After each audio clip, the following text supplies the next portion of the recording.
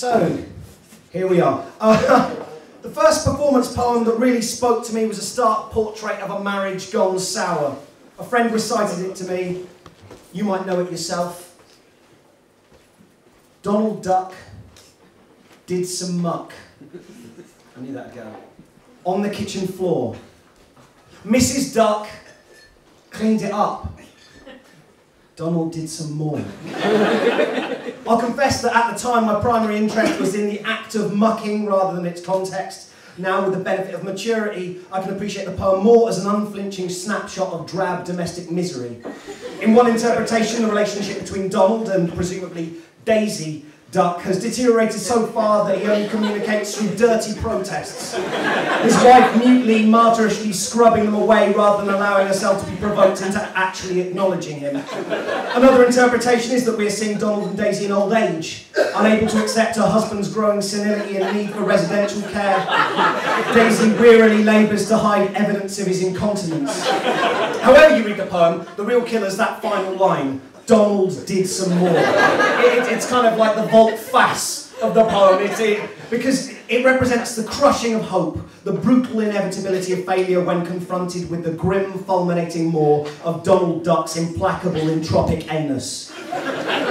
No wonder he never wore trousers. Perhaps then this is the main reason the poem resonated with me as a child, because in the character of Donald, I recognised something of my father.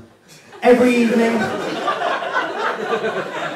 after a stressful day at work, he would stroll into our kitchen, drop metaphorical trowel, and lay a steaming pun on the cork-tiled floor. Mostly when people say my dad makes terrible puns, what they actually mean is my dad delivers unsolicited, but if not funny per se, then at least logically consistent puns. My father deserves no such accolade.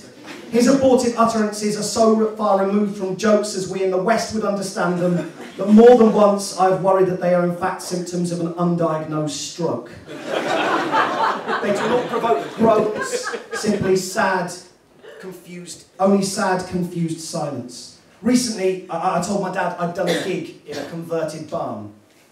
You know what it was called, don't you? He said. What? I said. Barney. He said.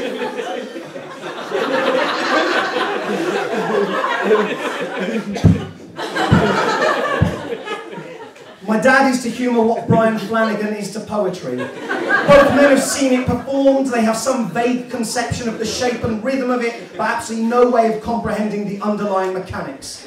As a consequence, they spew out these tragic ersatz facsimiles of the real thing.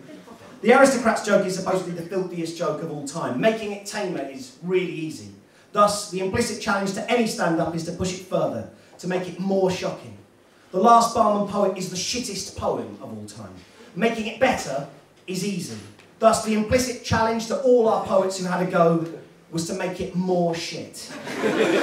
And if my father taught me anything, you can always make a bad thing worse with a pun.